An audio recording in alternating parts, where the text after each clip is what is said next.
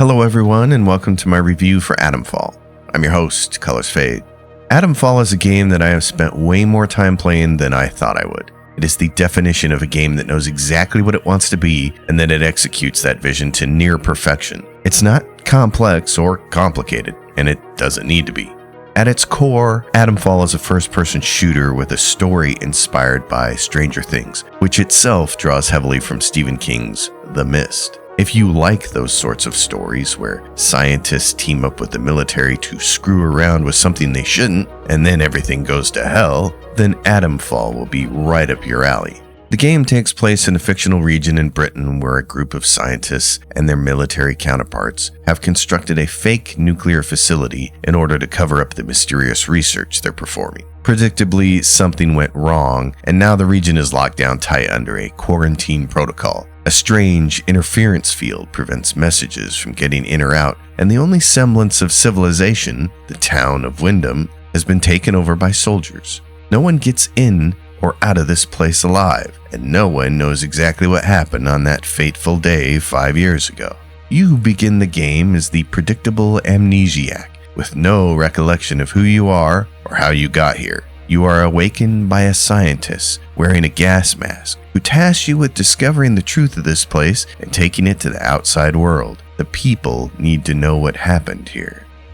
Atomfall is not an open world game. Instead, it's a handful of regions focused around a central hub. This hub, dubbed the Interchange, is the place you're trying to get into, and it is here that you'll begin to unravel the mystery of what exactly happened 5 years ago. Along the way, you'll meet various NPCs who will guide you toward one of the game's 6 endings. It's possible to progress each of the 6 endings a significant distance before reaching a point of no return, so you don't have to play through the game from start to finish in order to experience all of these endings. That said, it's also not a big deal to play through the game multiple times, partially because it's fun, but also because it just doesn't take very long. Atomfall sits squarely in what I'd call the Goldilocks zone. It's not too short, nor is it too long. For the size of the areas you can explore and the storylines you can investigate, the time it takes to finish this game feels just right. My guess is that you could play through this game from start to finish and experience every single ending it offers, and you'd still invest less time than finishing some bloated epic like, say, Assassin's Creed Valhalla.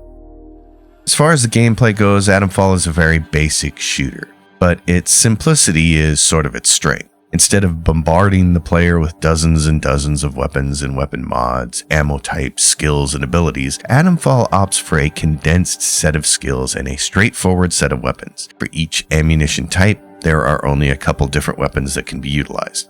There's melee weapons, and then pistols, shotguns, rifles, SMGs, and a bow. Additionally, there are only a few different types of grenades, which wind up being very useful for taking out groups of enemies. Which is a good thing, because ammunition in Atomfall is very, very scarce. I've seen some people describe this game as a survival shooter, but the reality is there are basically no survival elements to this game. There's no need to sleep or cure diseases, and food only serves to replenish hit points. But where the survival feeling comes from is the fact that the player's inventory is very limited and there is a serious lack of ammunition. This makes combat feel more challenging than it really is. Players must utilize every tool at their disposal in order to survive encounters with enemies. But it's not just about throwing a grenade at the right time. It's about using your weapons effectively. Against a group, it's always best to take out the ranged foes first, and then switch to melee to save bullets.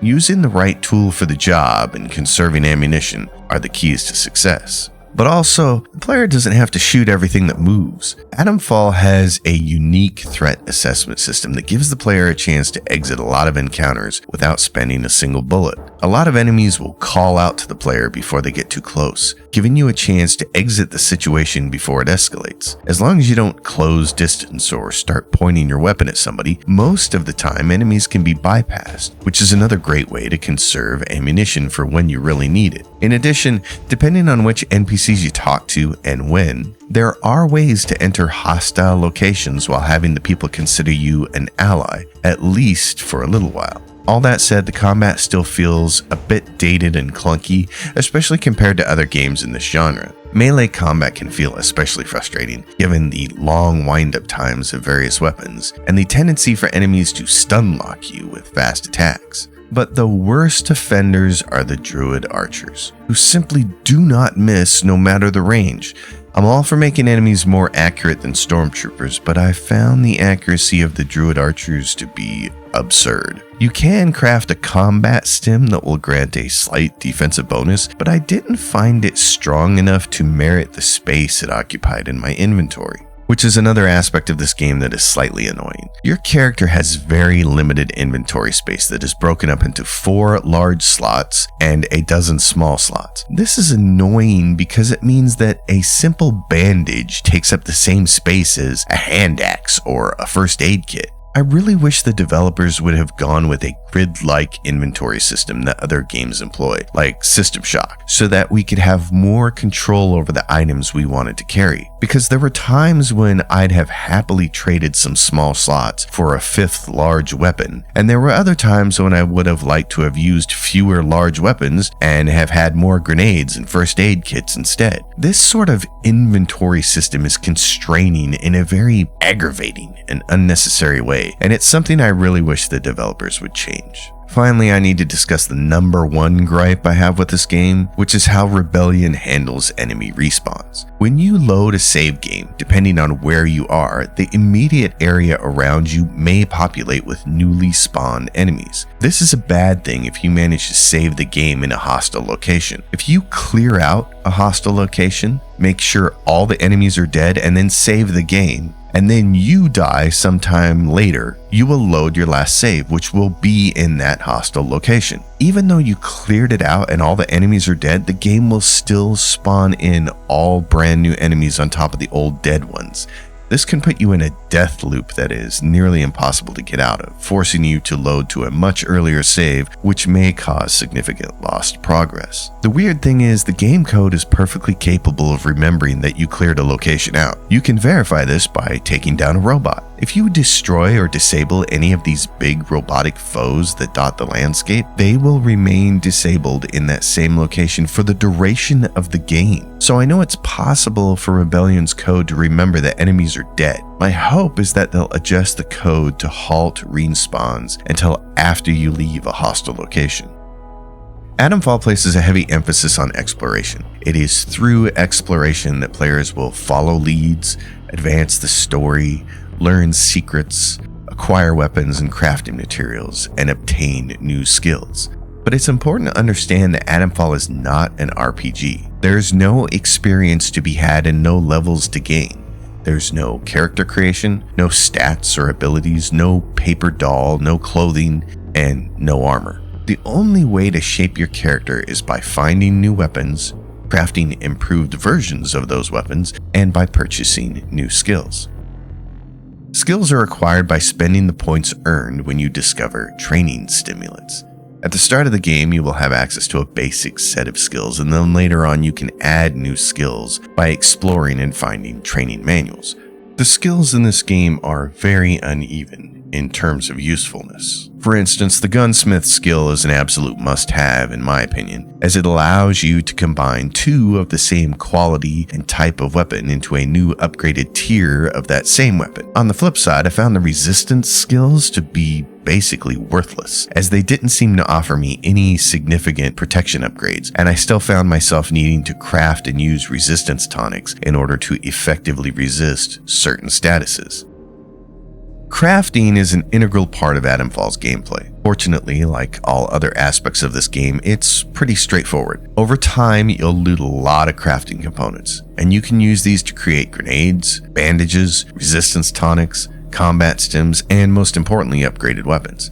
And this is also where Atomfall starts to show its clumsy side. In order to upgrade a weapon to a higher tier, the player must first acquire 2 weapons of the same type and tier. So, for example, 2 rusty SMGs can be combined to form a new stock quality SMG. However, in order to do that, you need to first possess the inventory space to actually loot the weapon. And since this is a game where it pays to keep multiple weapon types at the ready, all with different ammo requirements, the likelihood of you having available inventory space is slim to none. So in order to upgrade a weapon you just found, you first have to drop some of your other weapons, then loot the new weapon, then craft the upgrade, and then pick up the weapons you just dropped. It's nothing horrible, but it is a cumbersome process that feels more annoying than it needs to be. Upgrading weapons isn't the only thing that feels a bit janky in this game. At times, Atomfall has problems loading textures, making for some pretty ugly contrasts on the screen. Enemies can behave erratically during combat, and even worse, they can stun lock you with fast melee attacks, which doesn't make a lot of sense when you have a loaded firearm in your hand. In addition, the game doesn't actually pause when you start reading a document or answer a telephone, which allows enemies to stumble upon you and cut you to pieces. If I had one wish for future updates in this game, it would be to stop the game world when we're reading a document. That said, for the most part, Atomfall is a very polished game. I only experienced a couple of crashes during the 40 hours of gameplay. The rest of the time, it was smooth sailing. Atomfall doesn't have any DLC yet, but it does have a big button on the UI for it, so I think we can expect to see more content in the upcoming year. My hope is that we'll see some new places to explore and possibly some new game mechanics. For instance, I'd love to have the ability to lay down my own traps and protect certain areas while I'm exploring them. And I'd really like to see a skill that would allow a heavy melee attack to sweep in a wide horizontal arc instead of the normal vertical one. This would be really helpful in melee combat against multiple enemies. Even better if this attack could be made to knock enemies backward a bit. The best part of Atomfall, in my opinion, is the atmosphere.